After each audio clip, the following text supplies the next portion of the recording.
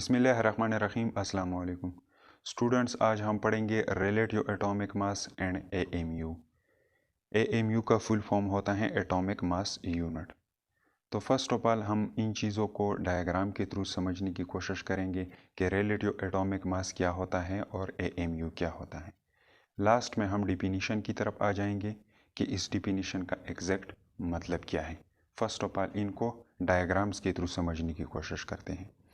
तो relative atomic मास क्या होता है? रिलेटिव एटॉमिक मास असल में एटम का मास मेजर करना होता है।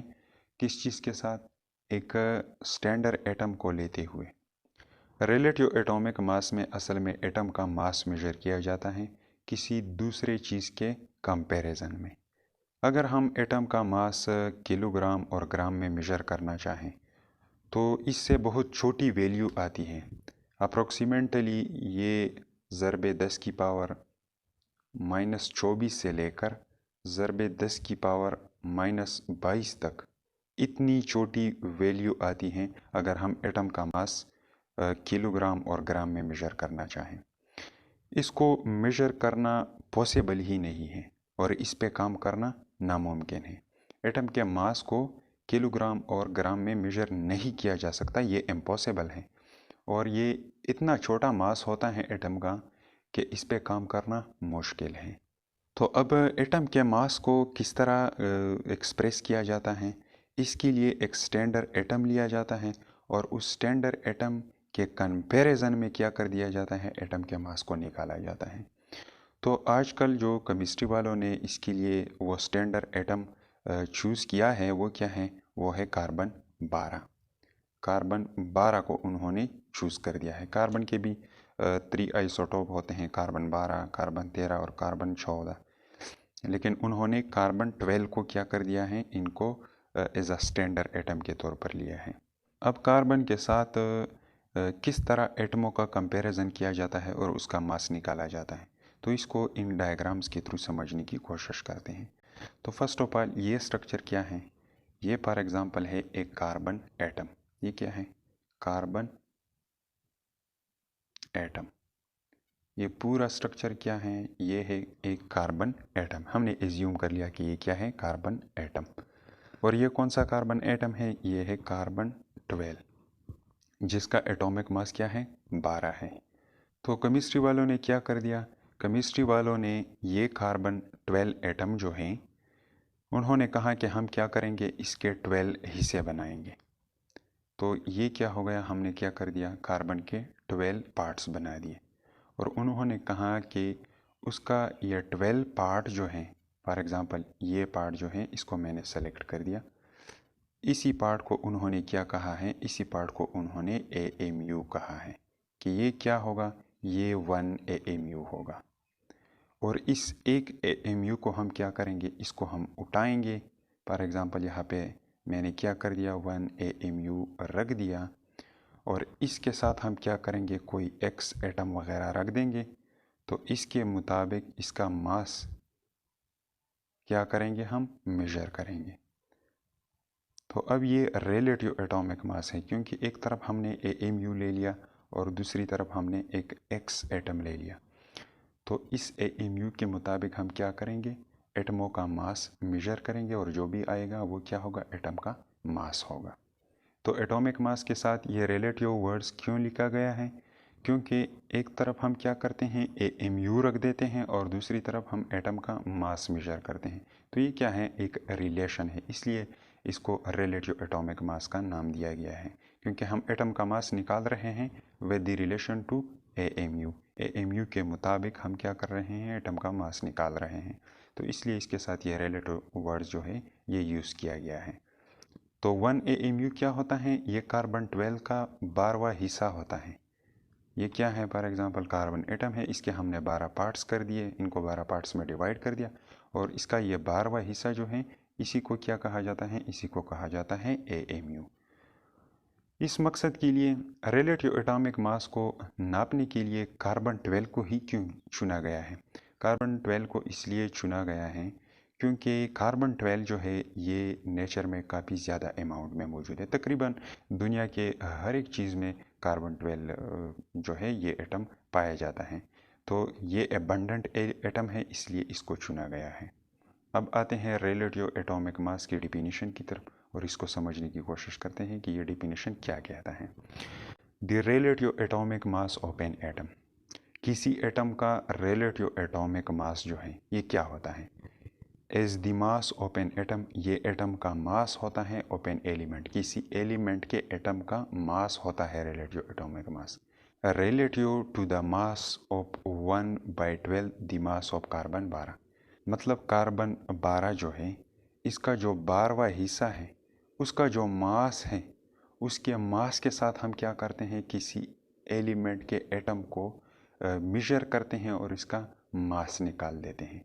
तो ये होता है रिलेटिव एटॉमिक मास। एक बार फिर सुनिए, रिलेटिव एटॉमिक मास किसी एटम का किस तरह निकाला जाता है।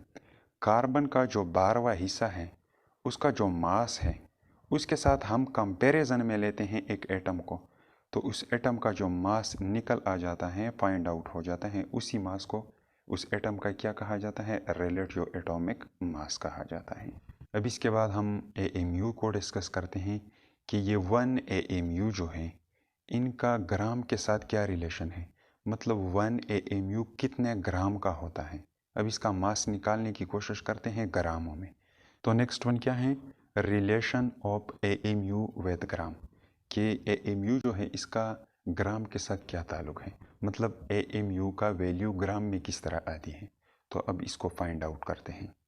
तो फर्स्ट ऑफ ऑल हमें ये तो मालूम है कि 1 AMU जो होता है ये 1/12 ऑफ द कार्बन 12 होता है, मतलब कार्बन 12 एटम जो है उसका 12वां हिस्सा जब हम लेंगे उसी को क्या कहा जाता है, 1 AMU। तो हमने 12वां हिस्सा ले लिया, तो कार्बन के टोटल कितने हिस्से हैं, 12।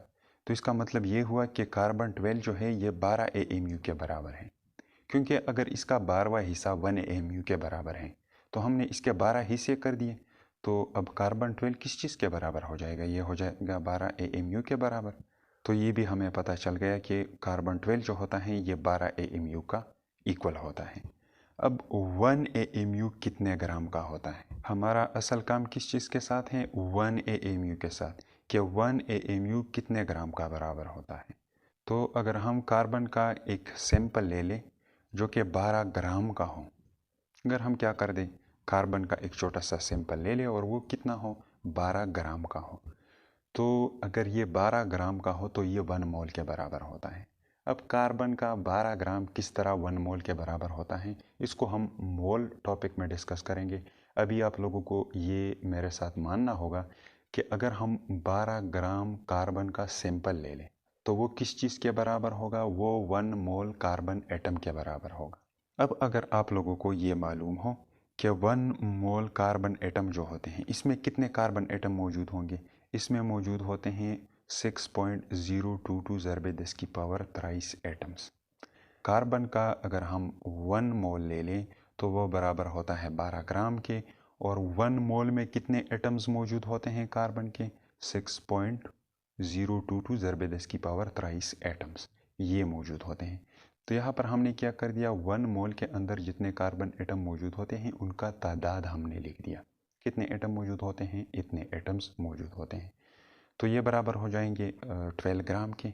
अब हमें निकालना है 1 कार्बन एटम का मास। ये मास जो है 12 ग्राम जो है ये कितने एटमों का मास है, ये इतने एटमों का मास है, लेकिन हमें चाहिए 1 कार्बन एटम का मास। तो यहाँ पर हम क्या करेंगे, मास ऑफ 1 कार्बन एटम, इसको हम इधर ले आएंगे डिवीजन में। ये 12 ग्राम जो है ये मास हम डिवाइड करेंगे इन सब एटमों के ऊपर, तो हर एक एटम को अपना मास मिल जाएगा। तो हमें 1 कार्बन एटम का मास मिल जाएगा इसको डिवाइड करने के बाद। Mass of 1 carbon atom division के बाद कितना आ गया, 1.99 ज़रबे 10 की पावर 23 ग्राम, इतना मास आ गया 1 कार्बन एटम का।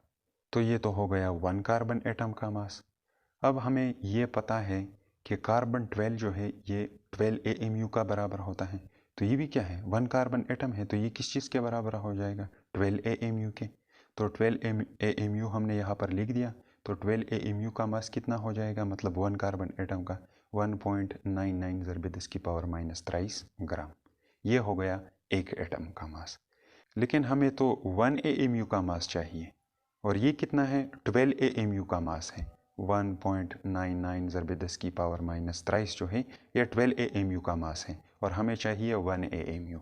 तो अब 1 AMU किस तरह निकालेंगे? तो 1 AMU हम इस तरह निकालेंगे, यहाँ पर हमने लिख दिया 1 AMU, और इस 12 AMU को हम क्या करेंगे, इस पूरे मास को हम डिवाइड कर देंगे इन 12 AMU पर। तो हमें क्या हासिल हो जाएगा, 1 AMU का मास। 12 AMU का मास इतना है, तो इस 12 AMU को जब हम डिवीज़न में लाएंगे और इस मास को हम डिवाइड कर देंगे 12 AMU पर, तो हमें 1 AMU का मास मिल जाएगा ना। तो इसको हमने लाया यहाँ पे डिवीज़न में। तो डिवीज़न के बाद 1 AMU का मास कितना आ गया, 0.167 ज़रबे 10 की पावर माइनस 23। ये आ गया 1 AMU का मास। तो डिवीज़न के बाद 1 AMU का मास कितना आ जाएगा, 0.167 ज़रबे 10 की पावर माइनस 23। ये आ गया 1 AMU का मास ग्रामों में। अब इस 1 AMU के वैल्यू में ये डेसिमल जो है, अगर इसको हम एक पॉइंट आगे कर दें तो ये चला जाएगा 1 के आगे, तो इसकी वैल्यू क्या हो जाएगी, 1.67 ज़रबे 10 की पावर माइनस 24 तक ये वैल्यू चली जाएगी। और अगर इस ग्राम को हम क्या कर दें, किलोग्राम में कन्वर्ट करना चाहें, तो इसके साथ हम 1000 को मल्टीप्लाई कर देंगे, तो ये -24 का वैल्यू जो है ये -27 तक पहुंच जाएगा किलोग्राम।